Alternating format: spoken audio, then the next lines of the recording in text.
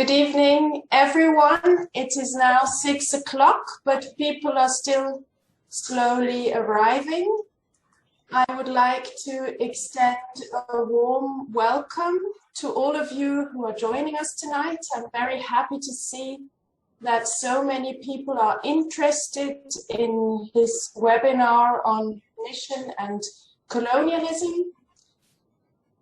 My name is Claudia Bues. I am part of the education team here at Mission 21, and I am responsible for educational events such as this series called Mission, Colonialism, Slavery Revisited. I would also like to extend a warm welcome to our two speakers tonight. It's Emily Conroy-Krutz and Patrick Moser. I'm very happy that you could join us tonight. Emily from a faraway place, from Michigan in the United States. Then I'd also like to quickly introduce the team that is supporting me tonight. There is Christian Weber. He is my colleague at the Mission 21 education team. He will be supporting me technically this evening, and he will also later help with the translation. Then I would like to introduce an important person tonight, Ricky Neufeld. He is our translator. He will translate from English into German and then the other way around. Unfortunately, he has to leave us at 7 o'clock, and we will then try to take care of the translation ourselves. Which brings me to the next topic. If you have a look at your taskbar at the bottom of your screen, you will see a sort of a globe icon. In German, it is called Dolmetschen. I guess in English, it would be translation. If you click on it, you can choose the language that you would like to hear. This is either English or German. So if you would like to listen to the talk in English, you will select English. If you would like to listen to German, you can select German, and then you will hear Ricky's translation. If you are distracted by the main audio channel, you can click on Mute Original Audio oder Originalaudio stumm schalten. Then you will only hear the language that you selected. Then some more guidelines for the smooth running of this webinar. Please turn off your microphone. I would like to inform you that we will be recording the talks and the conversations. So we have put a spotlight on the speakers. So if you don't speak yourself, you won't be seen on the recording. Then, as always, we would like to exchange with you after the talks. There will be a discussion following the presentations. If you have questions during the talks and the presentations, you can post them in the chat box. This is this small box in the middle of the taskbar, sort of an icon, sort of a chat icon like you have on WhatsApp audio. But you can also ask your questions personally live in the discussion that follows. Please click on the smiling face that you also have at the bottom right of the taskbar. If you click on it, you can virtually raise your hand, and please also feel free to ask your questions in German. We will happily translate them. Good, so much for our housekeeping rules. As you know, tonight's topic is briefly called Mission and Colonialism. This is the second webinar in an event series entitled Mission, Slavery, Colonialism Revisited. A month ago, we had a very interesting webinar on the topic of mission and slavery.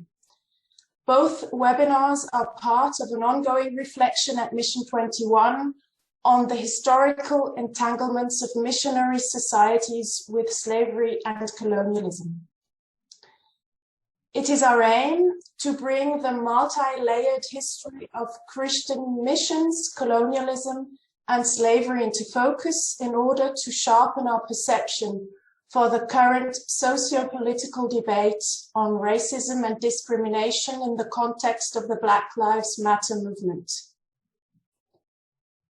Our question is what we can learn from the historical connections and conflicts of mission societies with colonialism and slavery for our present-day dealings with racism and discrimination. This is, of course, an ongoing learning journey, and in order to understand the past, we want to make This is, of course, an ongoing learning journey, and in order to understand the present, we want to make sense of the past. And this is why we have put the emphasis on a historical fact-finding mission through these event series called Mission, Slavery, Colonialism. We also have a web resource on our website. I will post the address later in the chat, so you can follow the webinars and also the talks and the presentations on our website. The Basel Mission, like many other missionary societies in the 19th and the beginning of the 20th century, operated largely in countries that were colonized by European states. Tonight, we will also hear about the American Board of Commissioners for Foreign Missions, which operated from the United States, which was then called America.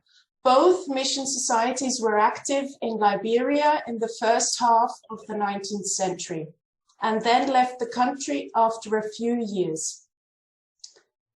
Both missionary societies cooperated with the colonial administrations, and both missionary societies got into conflict with these administrations when their interests weren't met. For the Basel Mission, we will hear more about the conflict with the German colonial administration in Cameroon. When one engages with the history of missionary societies in colonial contexts, a number of interesting questions emerge. What was the missionaries' motivation to spread the gospel in remote parts of the world? To what extent did they benefit from colonial structures, and how did colonial administrations benefit from the missionary presence? How were missionary societies embedded in the structures of the colonial administrations? What was the missionaries' attitudes towards the colonizers and towards the indigenous populations? Why were they convinced that the indigenous population would benefit from hearing the gospel and their missionary efforts? And finally, what is the historical legacy of such a past for an organization like Mission 21, and where and how does it still live on today?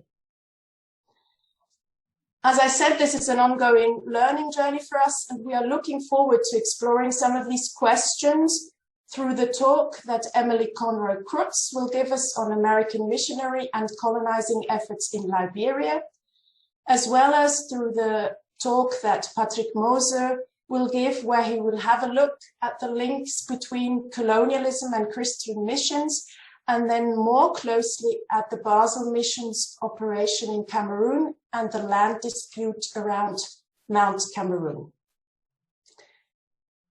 Before I give the floor to Emily Conroy, her talk is entitled Christian Imperialism in the American Colonization of Liberia. I would like to introduce Dr. Emily Conroy-Krutz. She is an assistant professor in the Department of History at Michigan State University. She specializes in 19th century and global history of the earlier American Republic. Her first book, which I highly recommend, is called Converting the World in the Early Republic, Christian Imperialism and American Foreign Missions, and it was published by Cornell in 2015. The book focuses on the American foreign mission movement and American imperialism. Emily, you have the floor. Thank you so much. Hello, everybody. I guess it's evening for you, but it's early afternoon for me, so good afternoon. And I will just get my slideshow going right now, which hopefully you can see. So today I'm going to be talking about Christian imperialism in Liberia. And as Claudia said, this is focusing on the American Board of Commissioners for Foreign Missions and the American Colonization Society as well are the two major institutions that I'll be talking about. But I'll be focusing a lot of this today on the conflict between these two men, which is John Brown Russwurm and John Layton Wilson. The two met in Cape Palmas, Liberia, where Wilson was serving as a missionary for the American Board of Commissioners for Foreign Missions, or the ABCFM, and where Russwurm was a newly appointed governor in 1836. Russwurm was the first person of color who the board of the Maryland Colonization Society had seen fit to appoint to that role. Previously, all of the governors of the colony had been white. And from the time of Russwurm's appointment, what had previously been good relations between the colony and the mission quickly turned sour. By 1839, Wilson was writing to the United States that the mission would have to leave the country. He could not abide continuing on this particular colonial space that was Cape Palmas in the 1830s. It was not until 1844 that he received permission to leave, and he took the ABCFM mission south to Gabon, and selected that place in part because at that time it was free from European or American colonization. Now, this was a highly unusual move for the ABCFM to take, to close a mission in the first place, but to close a mission for these particular reasons. And so it's worth exploring in some more detail why they came to Liberia and then why they left, especially given the interests of this wonderful webinar series on religion and colonization and race and slavery. For Wilson, it was in fact colonization that he came to find to be completely incompatible with Christianity. And he thought that this required the mission's removal from Liberia. In some of his letters on the topic, Wilson summarized what he called the history of colonization in every other age of the world as one marked at every step by oppression and bloodshed. Wilson's writing would be some of the most anti-colonial writing that American board missionaries in this period produced, even as he continued to use the framework of what I call Christian imperialism in my book of that same title. And what I mean by Christian imperialism in this period is the belief of American Protestant missionaries who are sort of echoing ideas that they see also in British missions at the same time, that empire can and should be a tool of Christianity, that it opens the door for missions, it opens the door for Christians to embark upon the Great Commission, and that... Emily, can I interrupt you just for a second? Emily, could you speak just a little slower? Oh, I'm sorry. I'm having difficulties following. Thank you. Of course. I'm going off the cuff at this point, so it's... I will slow down. So, do you need me to go back? Okay, I'll keep going. So, where was I?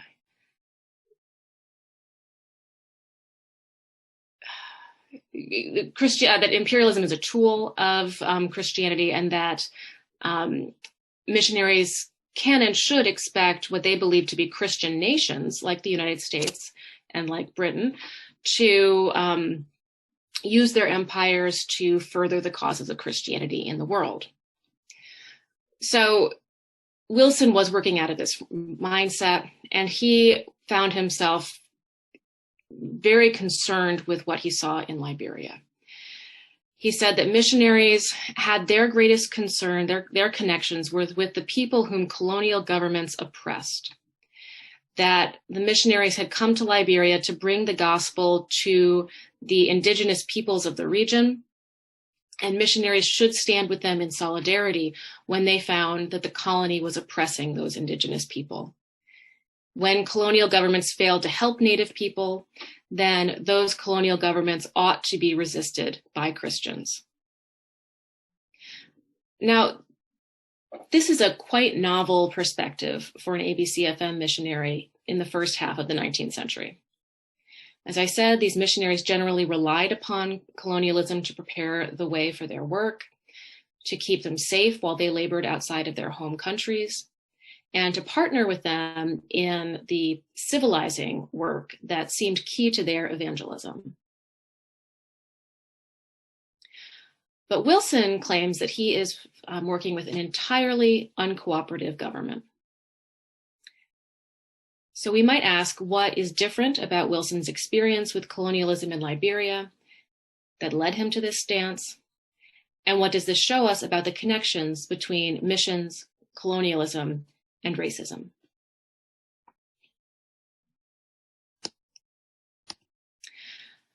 So I want to give you a little bit of background on the ABCFM here. This is the first and the largest American missionary organization of the 19th century. It was founded in 1810 by a group of Congregationalists and Presbyterians, and it began its work with a dual focus of continuing an earlier tradition of American missionary work with Native Americans in North America, but also embracing new ideas about overseas evangelism in the decades after the American Revolution. The ABCFM sought to inspire American Christians to answer the Great Commission of the Gospel, and the first American board missionaries went to India in 1812.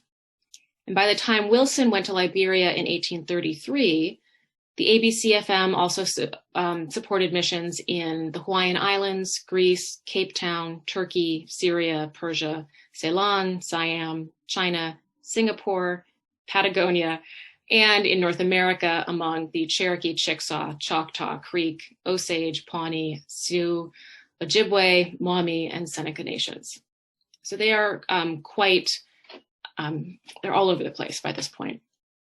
So what you see on the screen here is the illustration from a missionary certificate in 1833. And I've zoomed in on the illustration that they used here to depict the kind of work that the ABCFM saw itself as doing. You see a ship in the background coming from the place where the sun is shining, and they're arriving into an imagined geography that's a kind of amalgam of what the missionaries would have called the heathen world. It's partly Asian, partly African, partly Middle Eastern, and we see eager crowds who are welcoming the missionaries' arrival. And the assumption is that the missionaries are bringing some of that enlightenment from the sun that we can see in the background. Now, this is an aspirational image. The board has a broad geographic scope in these years, but enjoyed very little success if we measure, as they did, success by conversion. The missionaries go out into the world usually without any foreign language training in these early decades. They begin their work learning the vernacular languages, establishing schools, and preaching when they could to small audiences of willing listeners. Once language barriers were removed, ABCFM missionaries would itinerate, preaching on the streets, distributing religious books and tracts, and trying to get a sense of where they might establish more schools and spread their influence more broadly. They linked civilization to Christianity, and they were convinced that in order to become a Christian, one must embrace at least part of the trappings of Western culture. In this way, the Liberia mission that John Layton Wilson established in 1833 was no different from any of the other board missions. What was different about the Liberia mission, though, is its connection to the American Colonization Society. The ACS emerged out of some of the context of reform and benevolent movements that were emerging in the United States in the early decades of the 19th century. The ACS was first founded in 1816 and was made up of an uncomfortable coalition of Americans who were responding to a range of concerns about American slavery and racism. The basic idea behind the ACS was to create a colony somewhere, ultimately they decide upon Liberia, that would be settled by formerly enslaved African Americans. There, outside of the boundaries of the United States, these freed people could establish a new country that would spread American democratic governance, while also, some supporters added, spreading Christianity and civilization. It was through this sort of colony, supporters argued, that the US could pay its debt back to Africa for the sin of slavery. And importantly also, it would allow the United States to continue as a white country. So among American historians, there's been much ink spilled over whether this was an anti-slavery or a pro-slavery organization. And it was both.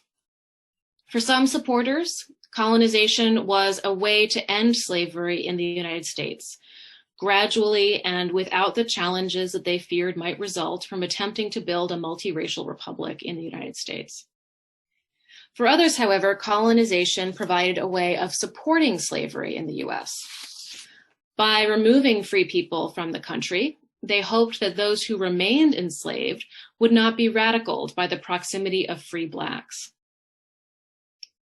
So for this reason, the ACS was quite controversial among African Americans at the time, who quickly recognized the racism at the root of the organization.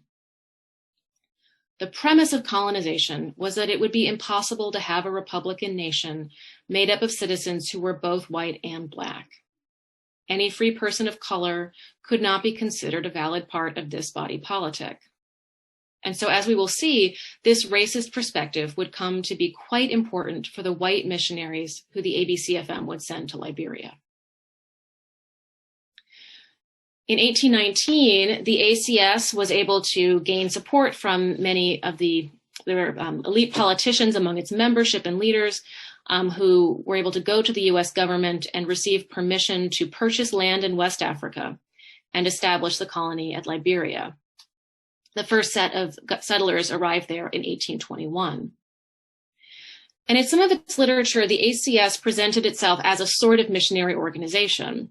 Now, you've been looking here at a membership certificate for the ACS, also from the 1830s, and you might have noticed some of the parallels in the imagery that they use and the imagery of the ABCFM document that we were just looking at a moment ago. Both have the ship and the sun in the background, suggesting the promise of enlightenment to come. And while this image does not have a crowd of eager people waiting to welcome whoever's on that boat, we do have the eagle, which is a symbol of the United States, carrying a scroll in its mouth marked Liberia. The ACS, like the ABCFM, imagined the US as the home of civilization and enlightenment that could come from a faraway continent to a place they imagined to be covered in figurative darkness. So let's think about Liberia as a missionary space, with both the ACS and the ABCFM claiming some sort of missionary and civilizing role in the country. Now, this is one of my favorite maps for talking about missionary work in this period. It's color-coded, and you'll notice darkness, sort of a four-color gradation of color from a dark gray to a medium gray to white. The darkness represents what the Americans would have called the heathen world. The medium gray lands represent the somewhat improved space of the Catholic world, and the lightest areas are the Christian Protestant world. Now, if we look at the whole world map, Africa looks quite dark, but I've zoomed in here on West Africa and the areas we're going to be talking about today, and you can see that American missionaries and their supporters had a great deal of hope for what was going on in this colony in Liberia. Liberia and Sierra Leone and Cape Palmas there, just to the south, are these little points of brightness in a very dark continent, representing the possibility of civilization and Protestantism that is being spread by the mission and the colony. And the ACS participates in this kind of understanding of itself. They see themselves as transforming Liberia. The fundraising literature of the ACS emphasizes that the colonists would help Africans by providing a model of American civilization. Colonists would bring with them the seeds of American culture and civilization, including its political and religious institutions. Governor Mechlin in 1830 would say that the colony was working to move indigenous Africans from being ignorant pagans to civilized Christians. And there were some missionaries among these early groups of African-American settlers, most famously Lot Carey, a Baptist minister and missionary who took important leadership roles in the colony in its early years. But by the early 1830s, about a decade after the settlement of Liberia had begun, white missionary supporters in the US had some complaints about the Colonization Society as a missionary organization. They thought the Black colonists who were settling there were more concerned with their own survival and their own success than with evangelizing the indigenous peoples of the surrounding region. And so the American board decided to send its own missionaries into the region. And this is how they land upon John Layton Wilson, who I showed you the image of at the beginning. Now, Wilson was a somewhat odd choice for the missionary to Liberia. His personality and background would become quite important. The original preference had been to send a Black missionary for the ABCFM, but because of denominational restrictions and also the interests of those African-American ministers who were ordained by the Congregationalist and Presbyterian churches at this time, they did not want to go to Liberia. So it took the ABCFM some time to decide that they should send a white minister instead. Their concerns about sending a white minister initially had been about climate and about the missionaries dying once they reached West Africa. So they decided that a Southerner from the US who would be used to a warm climate would be more likely to survive. This created, though, some particular challenges because John Layton Wilson, who was selected as South Carolinian, he was raised in a slave-owning family, and he himself enslaved over 30 men, women, and children at the time of his appointment as a missionary. And as you might expect, that will be quite important. As Wilson prepared to set off for Liberia, he freed most, but not all, of the slaves that he owned on the condition that they agreed to go to Liberia themselves. 2 refused. They were children at the time. And they remained in the United States, where they were enslaved by Wilson's sister and her family for the rest of their lives.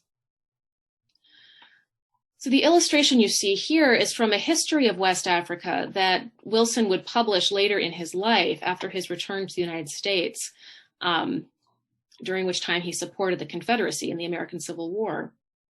You can see from this illustration some of the ways that missionaries represented themselves as the embodiment of not only a different religion, but of a different culture.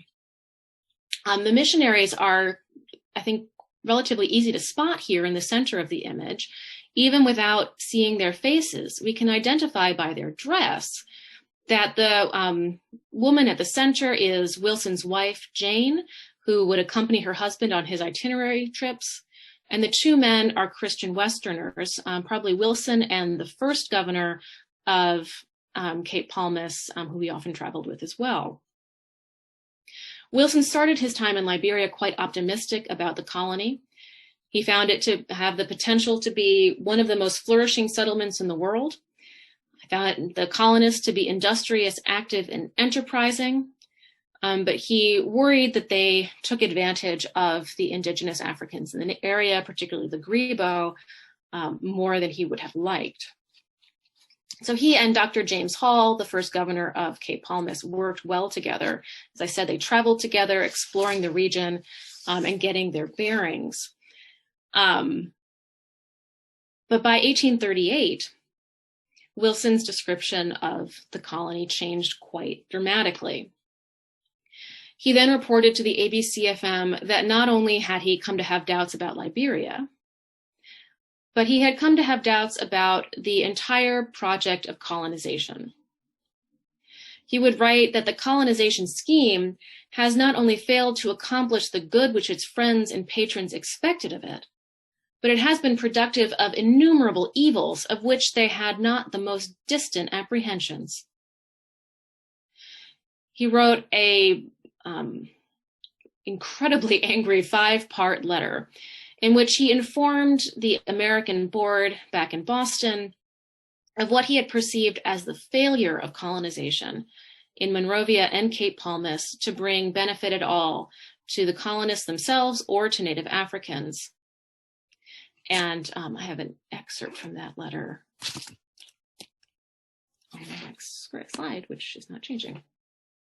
So you can see here some of his anger at the idea of these colonists calling themselves missionaries. Wilson claimed that the colonization movement did active harm to the Native Africans that he had hoped to convert. And he said the colonists aided in the continuation of the slave trade and argued too that the colonists were attempting to enslave Africans within the colony. So what changed? John Russwurm was appointed the new governor in that year. And so this is the first time where we have a person of color as the governor instead of the white doctor whom Wilson had previously been friendly with. Wilson quickly began to express profound concerns about the colony being governed by an African American, and he directly linked the appointment of a Black governor with the decline of the colony. But Russwurm had come to power at a moment of particularly high tension between the colony and the Grebo. The Colonization Society had believed that it was time to move power out of the hands of white colonial agents and into the hands of colonists themselves and people of color. But Russwurm is also sort of finding some real difficulties at the time. The finances of the colony were in trouble.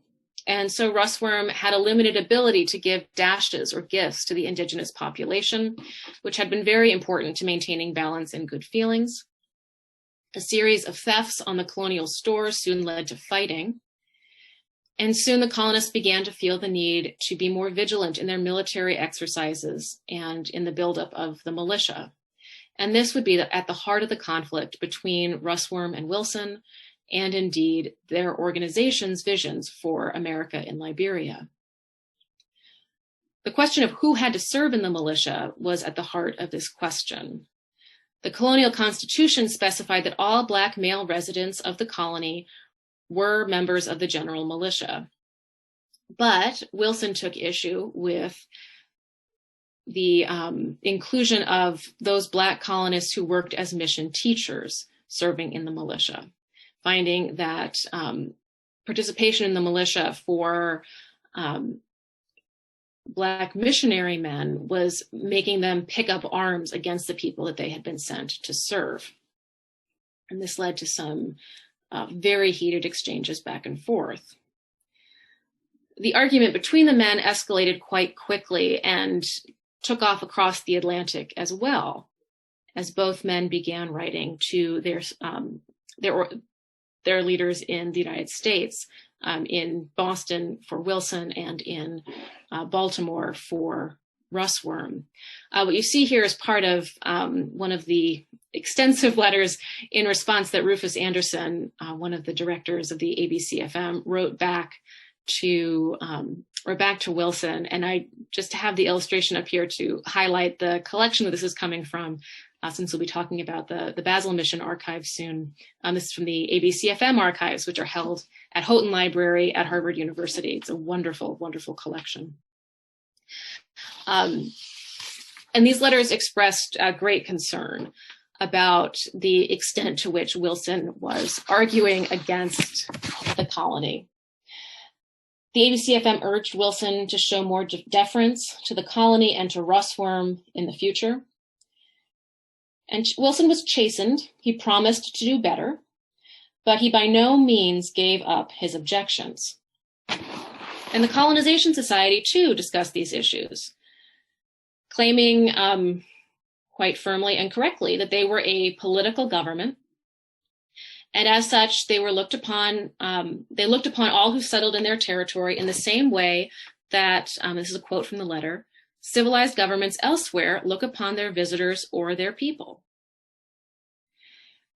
The society instructed Rusworm to begin making sure that the colony owned all lands where the missions hoped to establish new stations, because there was some disagreement about who owned the literal land, with sort of Wilson claiming that if the mission owned the land of the schools and of the mission station, that then the colony had no power to govern over him, which was not true, but was the claim he was making. And so the Colonization Society begins to be quite strict about trying to make sure that the ownership of this land is in the hands of the colony, and the missions are there really at the colony's pleasure and not independently. Wilson responds by increasingly harsh critiques of the colony, saying that the colonists were hindering the progress of the native Africans. Now, some of Wilson's frustration here can be attributed to his misunderstandings of the goals of colonization.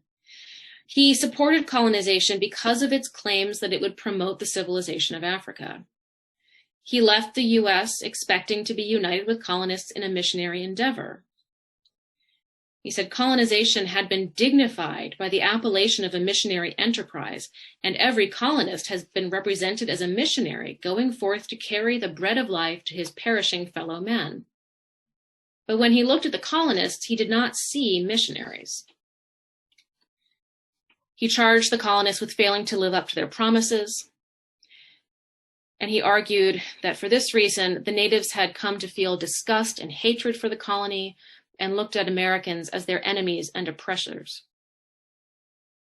In late 1841, the final break between the mission and the colony occurred when the colony issued an ordinance with deep implications for the native youth who were enrolled in mission schools and for the missionaries themselves. This ordinance required all white and black people, other than those visiting on military or commercial ships, who arrived in Cape Palmas to pledge allegiance to the colonial constitution under threat of banishment. It strengthened the power of the governor in enforcing other colonial laws, and the issue of missionary teachers' service in the militia again came to the center of the debate.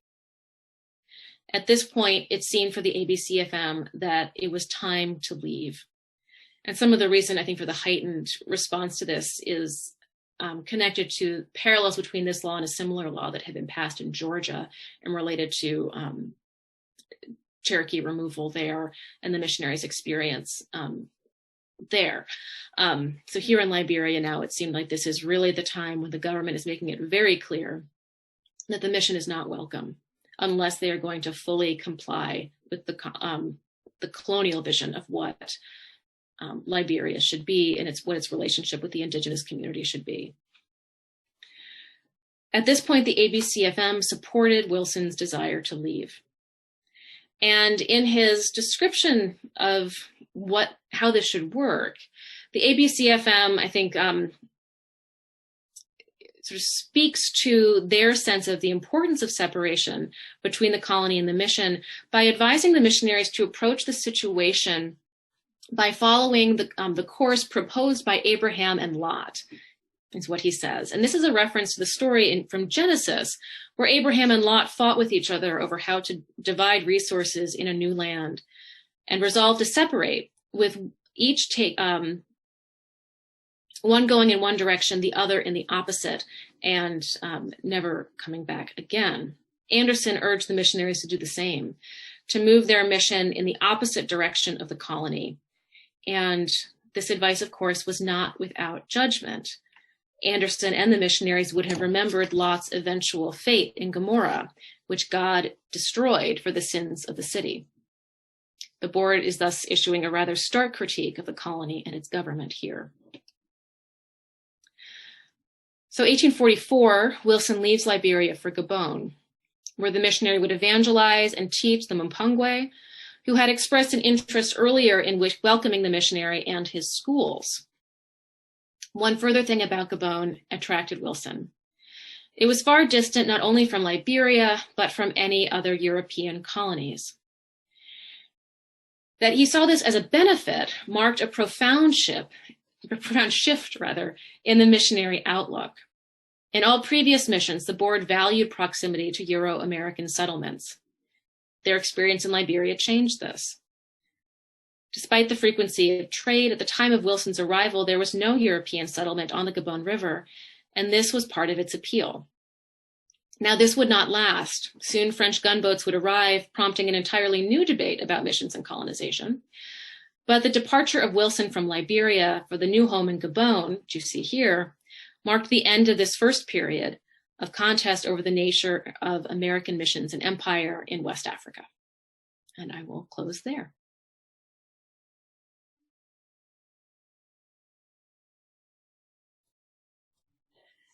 Thank you very much, Emily. Very interesting constellations that we hear about in Liberia. We will talk more in depth about this later after we've heard Patrick's presentation. I would also like to introduce Patrick Moser. He is a historian and an archivist for the Basel Mission Archives here at Mission 21. He studied history, political science, and media studies at the University of Bern, and he has a PhD in history. He used to work at the state archives of our neighboring canton, Basel-Landschaft, and he has been an archivist at Mission 21 since 2017. Patrick, I suggest that you first do a quick summary of the Basel Mission's activities in Liberia, just for us to get a sort of a sense what they were doing there and how long they stayed, and that you then go into your talk on Christian missions and colonialism between symbiosis and dissociation. You have the floor, Patrick.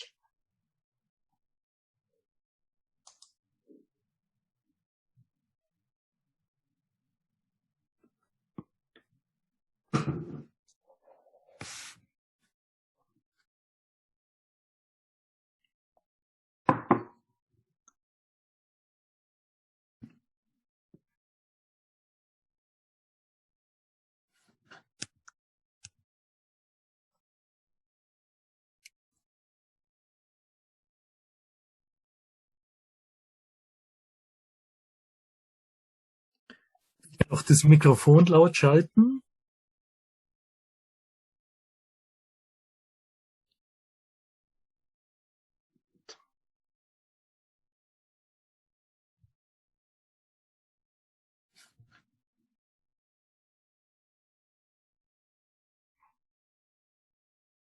So, jetzt klappt es hoffentlich. Eben einen kurzen Hopefully it will work. I Basel-Mission. will give a short presentation about the Basel Mission in Liberia. It was founded 1815 as a mission institute, which means it was forming missionaries that were given to other missions organizations, especially in the beginnings was the Church Missionary Society in London, a strong partner. The Church Missionary Society was not very happy with the missionaries that they got from Basel. Especially the lack of English and other language was a problem that they felt was big. At the same time was the Basel Mission, the idea that they wanted to do missions themselves as well, and they especially had focus on Africa.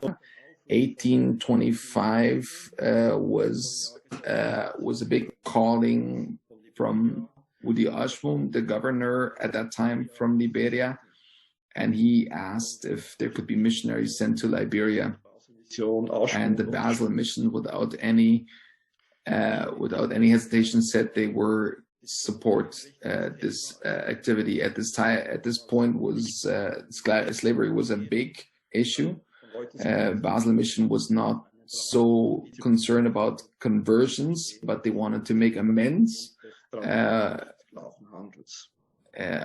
in the slave sinfulness that they took part in. They sent 8 missionaries to Liberia. Here is an image of all those 8 missionaries that they sent to Liberia, but the problem was that very quickly 4 of them passed away.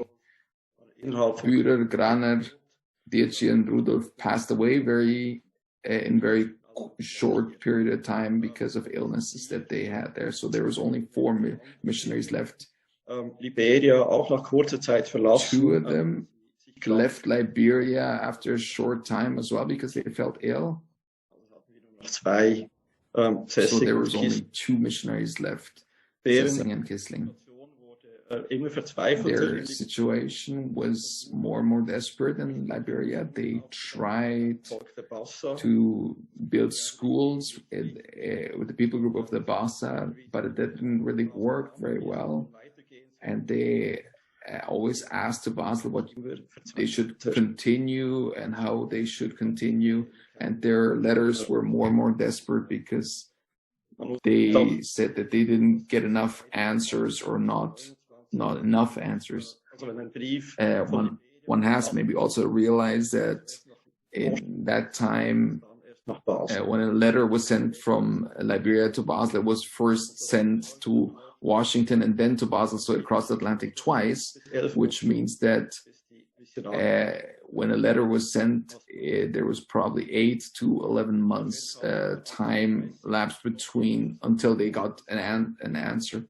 So 1834, the Basel mission decided to continue the mission, but they decided not to send more missionaries to Basel. So Kissling and Sessling left Liberia at that point and went to Sierra Leone, right next door.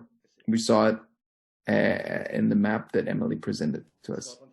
And then there was the question,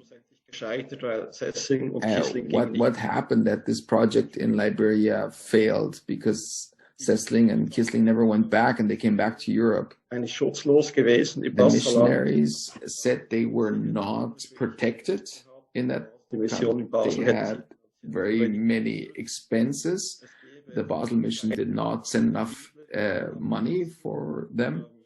There was prejudice towards white people, and the new governor was very against the presence of missionaries. So that was one of the reasons. That was the reason. That was the perspective of Sessing and Kissling on the situation. The mission board in Basel saw it differently. Nicolas von Brunn, the president of the board, and Christian Blumer, the inspector of the Basel mission, they suspected that the brothers in Liberia were in conflict with each other, and that was the reason why it didn't work very well there. That was the suspicion of the board in Switzerland. That was the reason. In 1832, the mission in Liberia was definitely finalized, and the last mission house was closed. It was not a project that was successful for the Basel mission.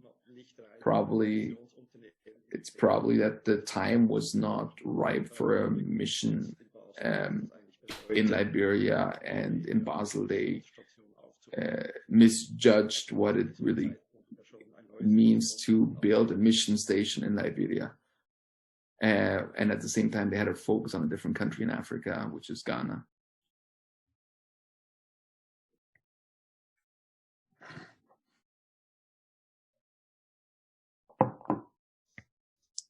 So, Patrick, will you now start your talk on mission and colonialism?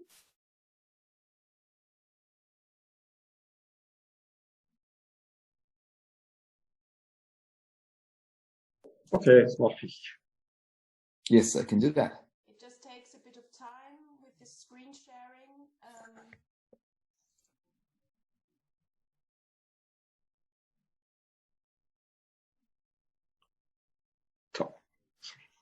Ich hoffe, hört mich weiterhin. I hope you can still hear me. Mission and colonialism. It's a wide field. when we don't have a pandemic, we have people visiting us in the archive, and there's always the question: how is the Basel mission in relationship to colonialism? And it's not an easy answer for us. And the goal of this presentation is to give some ideas, some pointers to this topic. It will not be a complete perspective on the situation, but I hope it can definitely involve or be helpful for the conversation and discussion that we have later on.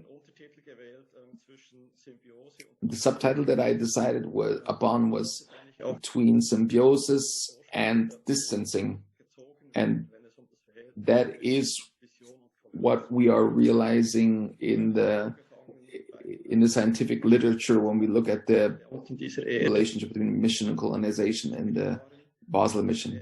So it starts in the 1960s, where there's a description between walking hand in hand between mission and the colonial governments that was convenient for both cases.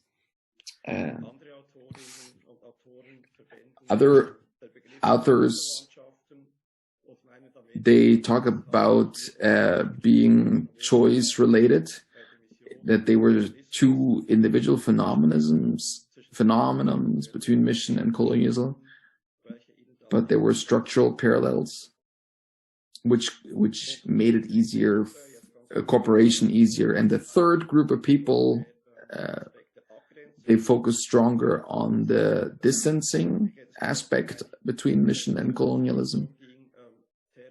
That it was not, for the mission, it was not about conquering land, but making amends of the big guild that was set upon, that was made, making amends of the guild of slavery. So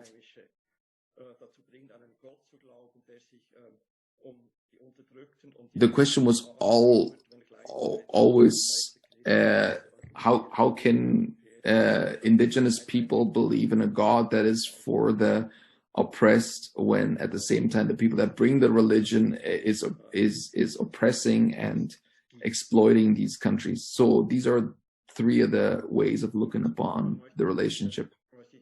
So in the beginning, I want to show you this map. It's not quite gray or a couple shades of darkness, but it's more. It's with color. It shows the division of the world, 1914. It's not quite correct, because in the 19th and 20th century was that time when the European and American countries divided the world upon themselves. So there was conferences. They were not waging war against each other for the colonies. We see the different colors here. We see that Africa is part of an empire. Only Liberia and Ethiopia is white, but a great part of parts of Asia is in color as well. And South America is white because the countries have has become independent at that point. So it's a worldwide phenomenon, this colonialism. And in 1914, with the different colors, pink is the British Empire, blue is the German Empire, and so on. This map is very simplified because it doesn't show which status the colony had. Whatever is pink here, for example, that we have Australia and Canada, they were already territories and not colonies. So there's British India, but there was different. India is the same, but color, but a different situation. What I want to especially focus on is USA, which was a colony at first and became a colonial power later on. And the Russian Empire that started continuing with colonialism as well, that took in the peoples of Siberia and other indigenous folk into their government. There's also white spots there, but they were also involved in colonial structures. For example, China. In China, in the beginning of the 20th century, had a half colonial status. So it had to lose some of their sovereignty because of the wars that they had, because of unequal treaties that were made there. Were the harbors in China were opened or like forced open through the European powers. And what we see here in the symbol of through the monument of the Queen Victoria and in the harbor of Hong Kong, which is made between 1901 and 1903, just shortly after Queen Victoria passed away. The Chinese would have not come upon the idea to make a monument here for Queen Victoria. On the other side, we see the Gold Coast, which was a region where the Basel mission was active. This was what was understood as a colonial region, where you have a governor with the supposedly first car that was there at the Gold Coast in Ghana, together with a chauffeur and indigenous people all around him.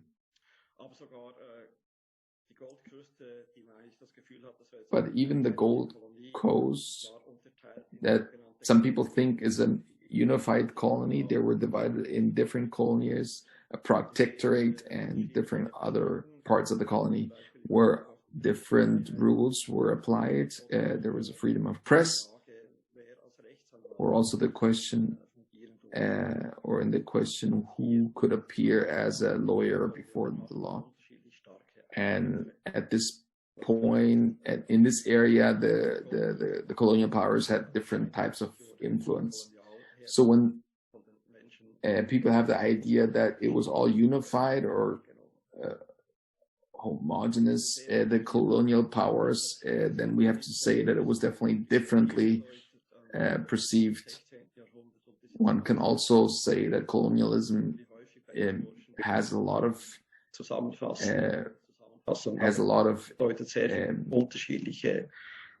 meanings and different meanings and different developments as well.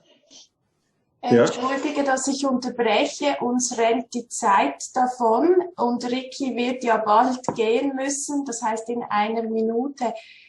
Ich schlage vor, dass wir uns einfach noch den Fall Kamerun anschauen, weil dieser sehr viel zeigt. Bist du damit einverstanden? Okay, können wir machen, ja. Sehr gerne, danke. Das vielleicht hier nur kurz die we will look at just a case of Cameroon. Missionaries were perceived quite differently. And now we're coming to the territorial questions at the Cameroon Mountain. Cameroon was a German colony in 1885. So the British Baptist Missionary Society that was there had to leave Cameroon because the German government and the German missions organization wanted to have Cameroon. And the Basel mission was also seen as a German mission and was embedded in those structures as well. So they got the advantages of the German colonial power there and had high important tasks there, like the civil or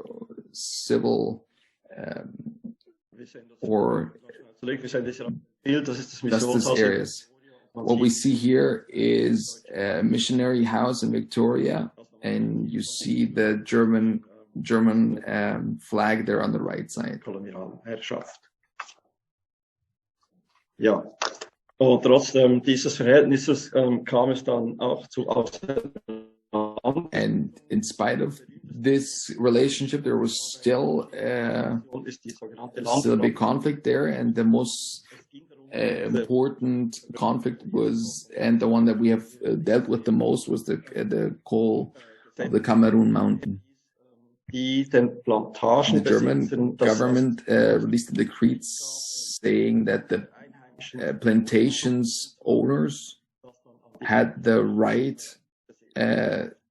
to cut down the forest so that there can be more plantations. And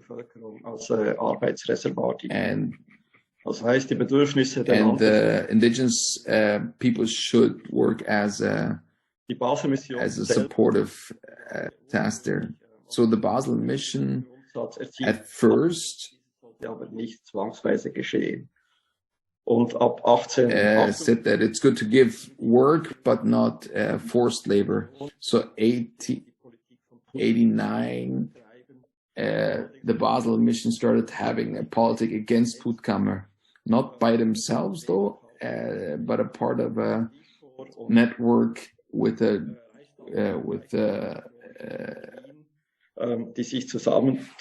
commercial man from Bremen. And they acted together, they worked together to inform the wider community about the situation in Cameroon. So it was about exposing the politics of Puttkamer. This coalition was possible to push Puttkamer out of government.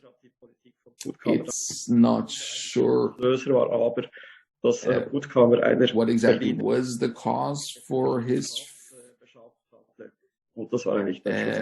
One of the key situation or reason why he was ousted out of government was because he gave a fake passport to a Berlin lady that he wanted to have with him. So this coalition between the Basel mission and the business organization from Bremen split up very quickly again, because the Basel mission had achieved their goal with the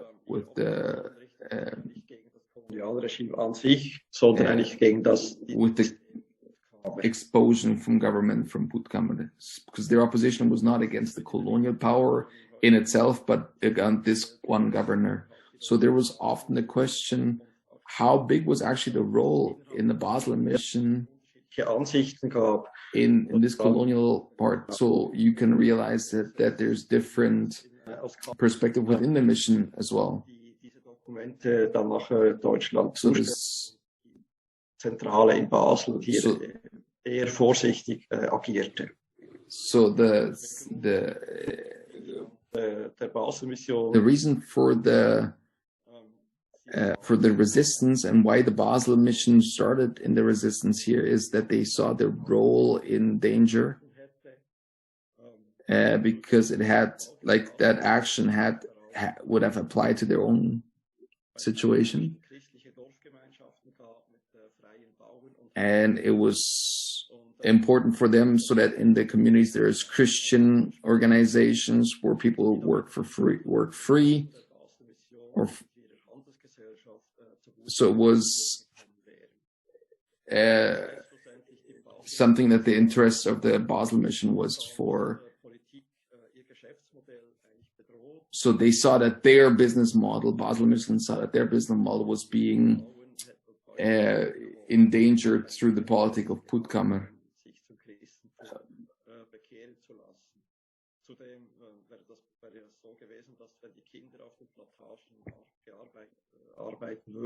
The fact is that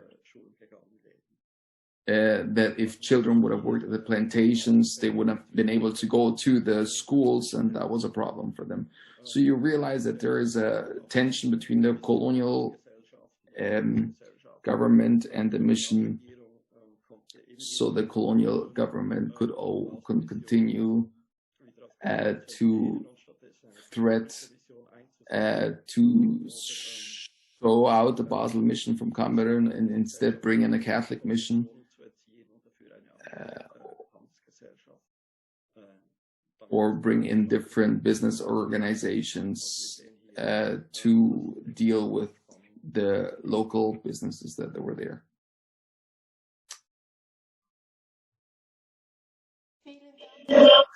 Patrick, thank you very much.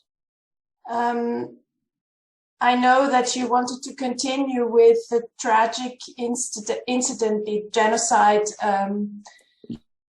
on the Hereros and the Namas in Southwest Africa, which is today Namibia, but it's 6 minutes past 7, and I suggest that we start the discussion.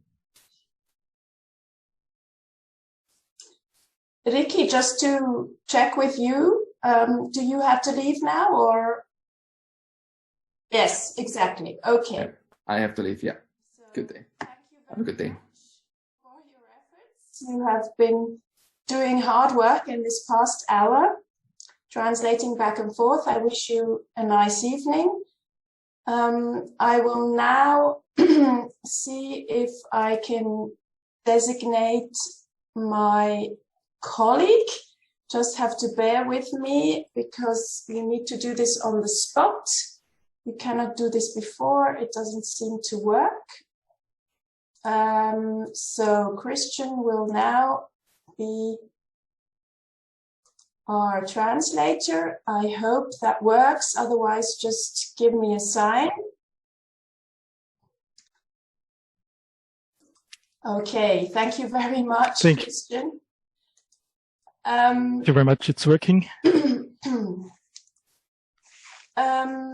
I think I will start with, I have about 2 pages of questions, but of course I won't ask them. I think I'll start before we'll see if there are questions in the chat box. I know there are already 2. I will come back to them. I will start with a sort of a general question. Both of you, and I will ask Emily first and then Patrick secondly. You looked at the relationship between foreign missions and colonial governments, and in the context that you have looked at, I'd be interested to know, how did mission societies benefit from colonial governments, and vice versa? How did colonial governments benefit from mission societies?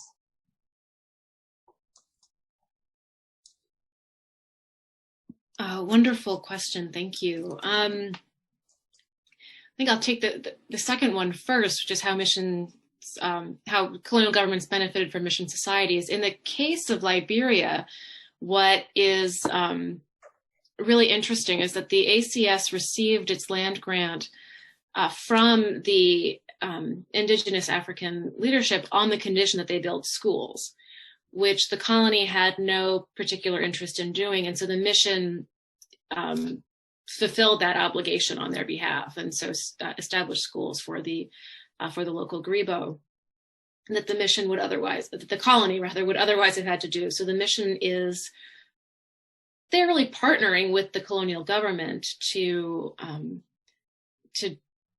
do the work that had sort of was at the basis of the treaty that allowed for them to take that land.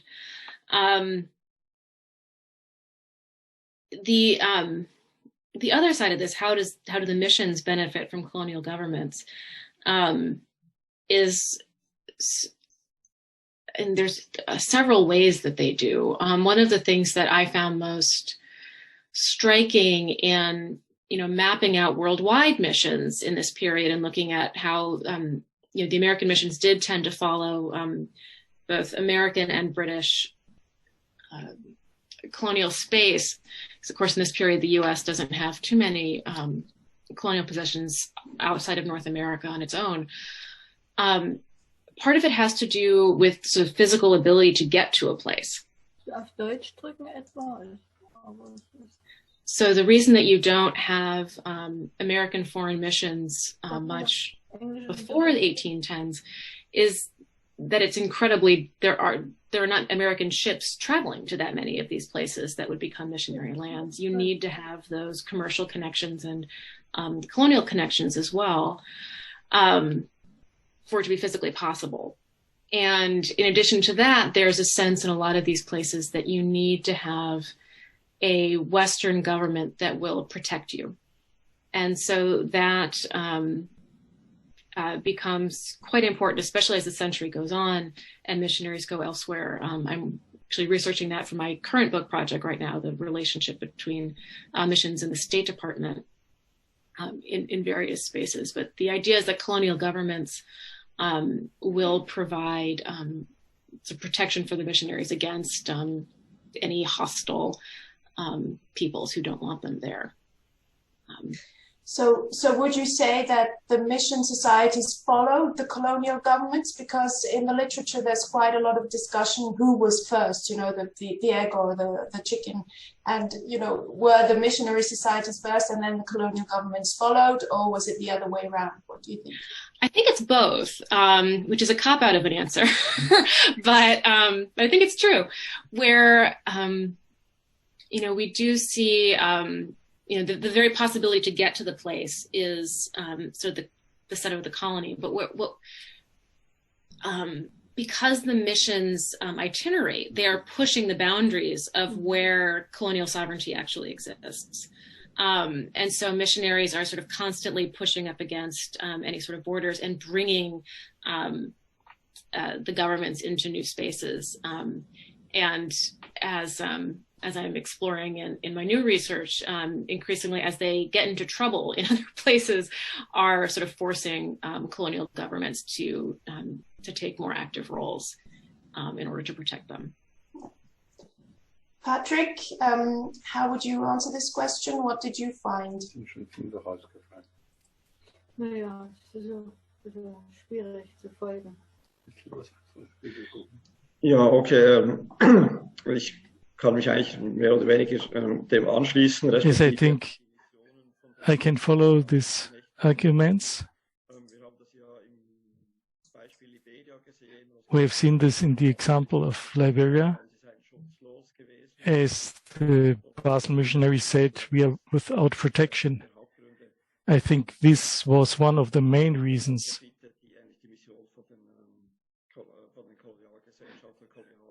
This was what the profit for the missions was.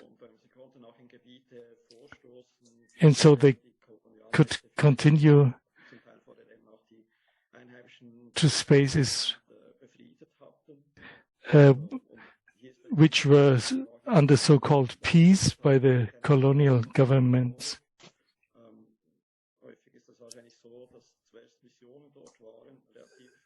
So sometimes missions were there, not very successful. Then the land became a colony, and then it was easier for the missions to spread. And the colonial powers had a profit as the missionaries were very close to the local people. They knew their language, and if there were unrest, if the power structures changed, and then the missionaries could inform the colonial powers.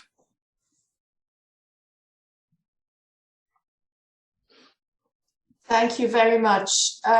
It's 7:15. I will quickly turn to the chat box.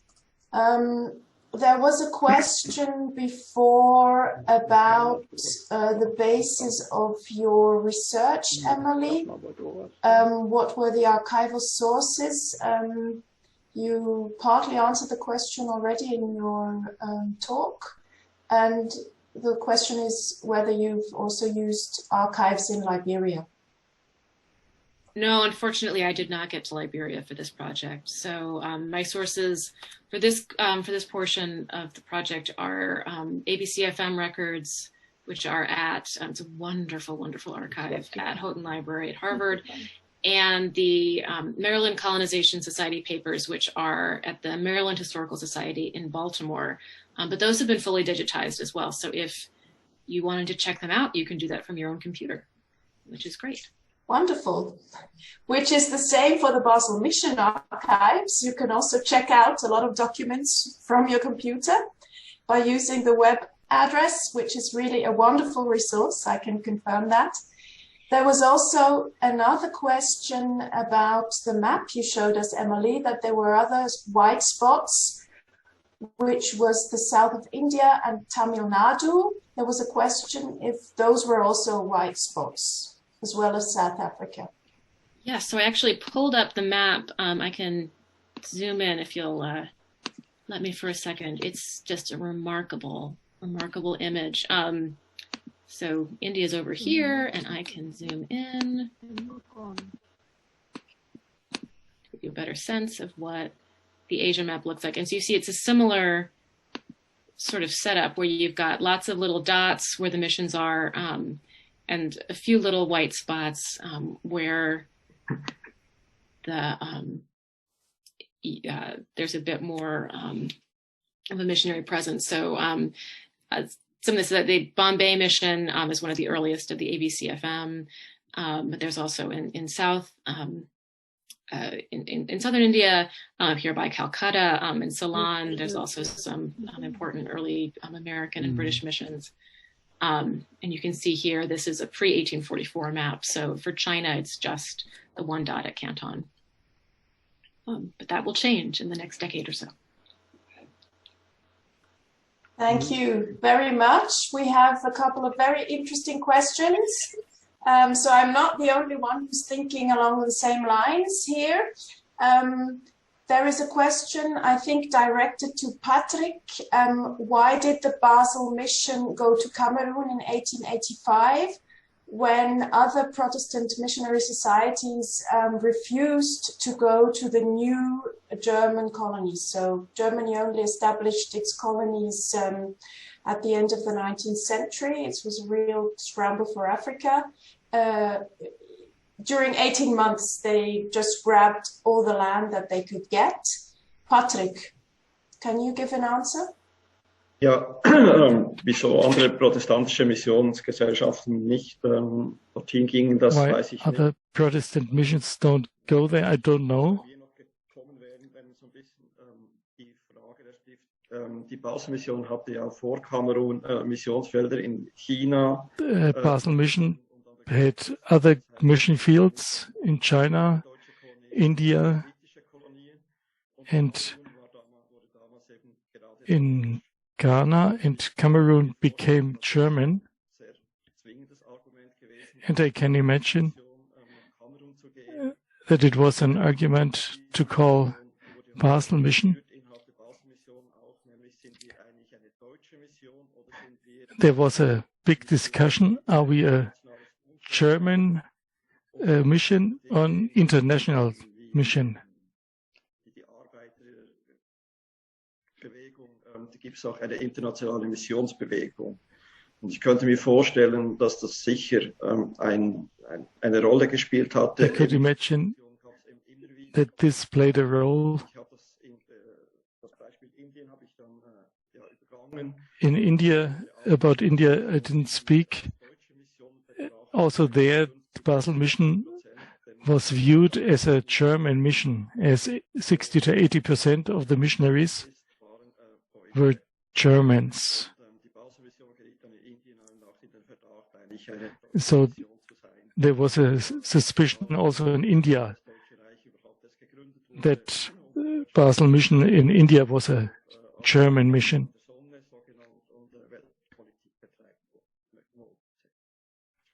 Ziemlich starkes Argument war für die Basel-Mission in Kamerun tätig zu sein. So I think it was a strong argument. Finally, we can work under a German colonial government.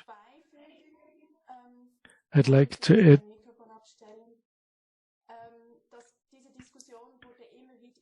this discussion was continued Also in the mission in Togo. Togo was left by the Basel missionaries.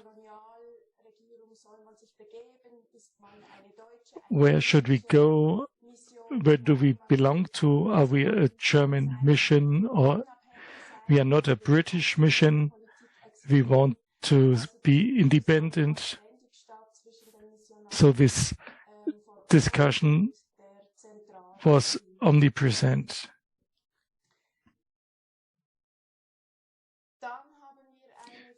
And then we have another question.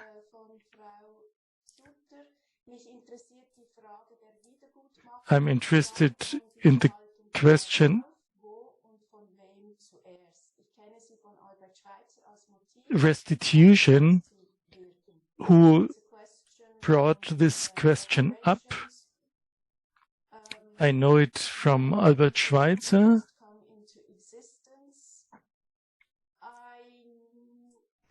Know this in the context of the Basel mission with the instruction for the Liberia mission, where it was said that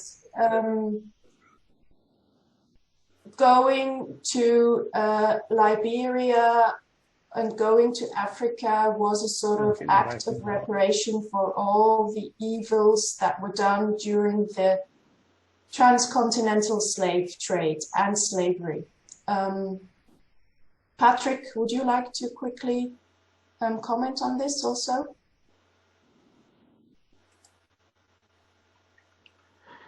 Ja, du hast es ja eigentlich schon gesagt. Eben die Basel-Mission war wirklich sehr stark. Already mentioned it. The Basel mission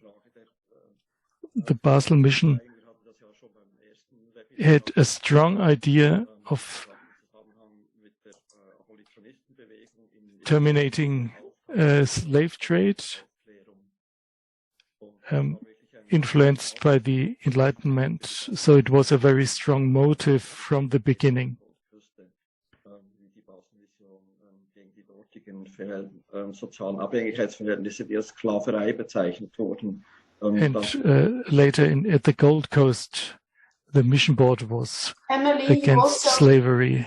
Briefly mentioned this in your talk, the idea of missionary endeavor as sort of a reparation. Can you also briefly comment on this? Oh, of course. It's in the U.S.-American case, it's a really complicated one because, of course, at the same time as colonization supporters were talking about this as a sort of form of atonement, slavery is spreading exponentially within the United States. And so the U.S. had legally ended the Atlantic slave trade in 1808. And so colonization becomes a part of,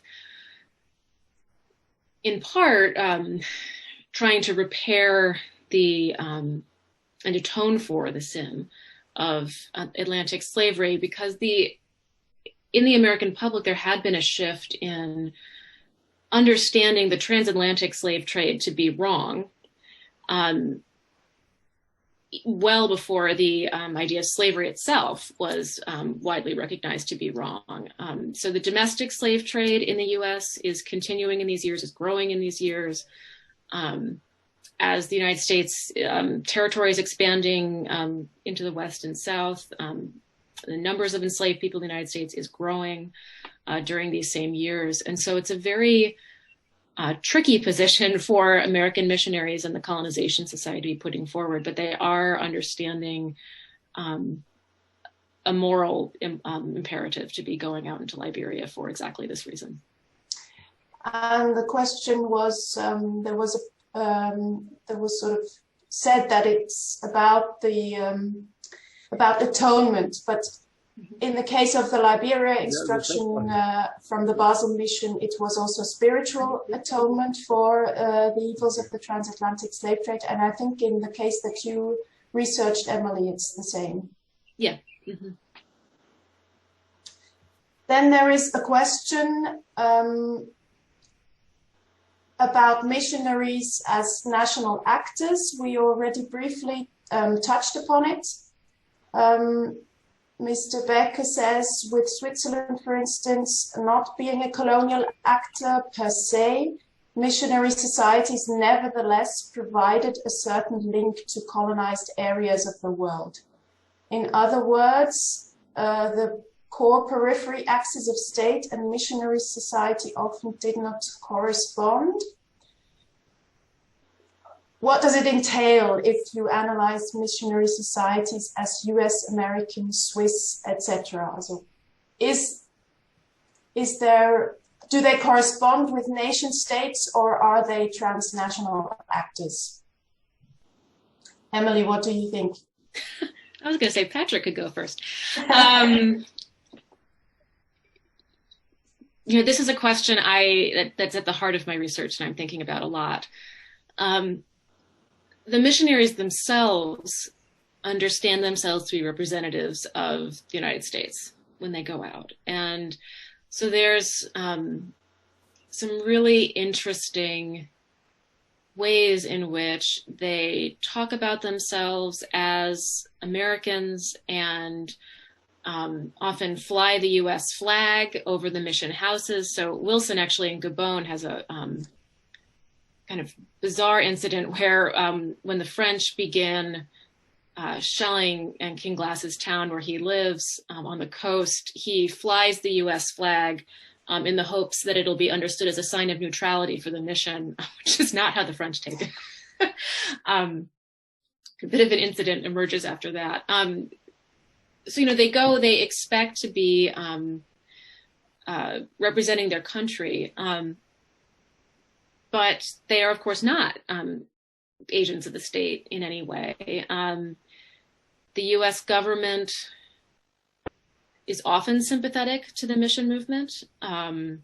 Will sometimes, especially in the early part of the century, will turn to the missionaries for information about the places in the world where the missionaries are active, but the State Department is not.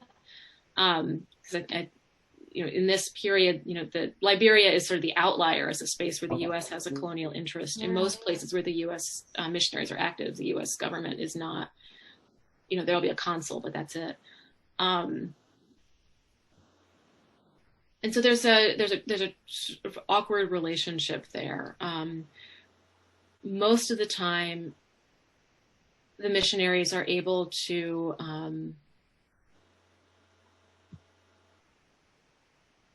not be very explicit about the extent to which they are trying to Americanize or trying to evangelize. But in sort of key moments of crisis, you'll see them talking a lot about sort of their status as Americans. It really matters to them when push comes to shove. And they often have fantastic arguments with other Americans abroad who they think are bad representatives of both the country and Christianity. So sailors and missionaries will get into fights all over the place. And when missionaries get mad about that, it's because these other Americans are giving Christianity a bad name and are giving the United States a bad name and are making it harder for them to do their work. So they have, it matters to them that they are Americans. It matters to them that they are representing the U.S. to the world, and they want other Americans in the world to be living up to their standards. And they're also representing the world to the U.S., which is really important. So for, especially if today I've been talking really through the 1840s, we can extend that through for a few more decades.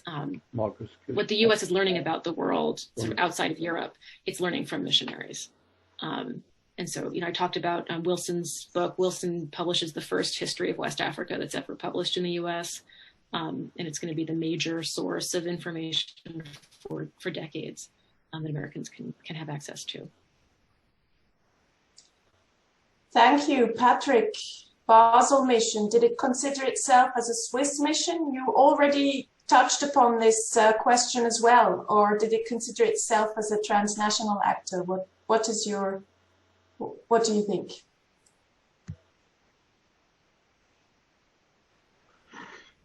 It's a good question and a complicated one. The Basel mission is a Swiss mission with a very strong German contribution.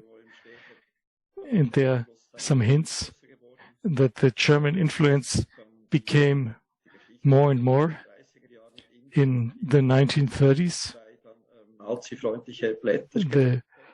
The printing house in India even printed leaflets positive about the National Socialists.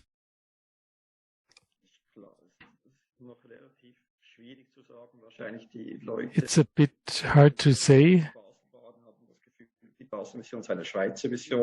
Those in the committee, the Germans had the impression it's a Swiss mission. The Swiss had the impression it's a German mission.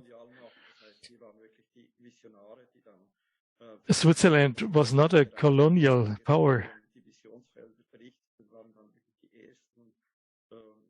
So the missionaries, as Emily said, were really the first ones who reported about foreign countries in Switzerland.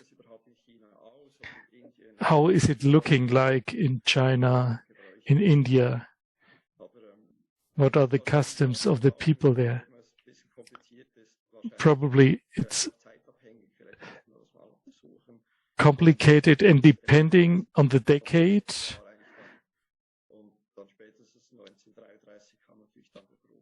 And in 1933, there was the break between a Swiss and a German branch of Basel Mission.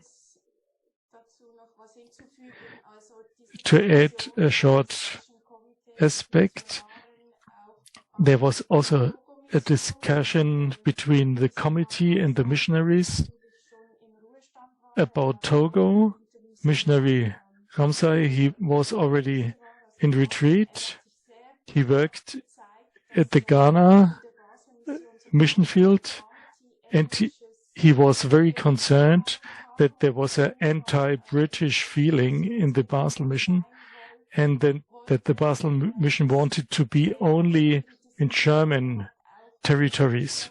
And he criticized that.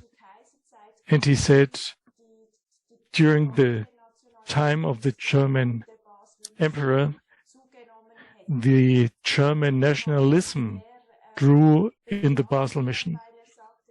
And he said, this is very sad, as the Basel mission had very good experiences with the British at the Gold Coast. So it was something concerning the missionaries. Hinweis auf die Konferenz, die Internationale Missionskonferenz 1885 in Bremen. Da wurden diese Fragen eben auch verhandelt und Herr Theile hat noch einen Hinweis gegeben, dass sich die Deutschen... Herr Theile gave a hint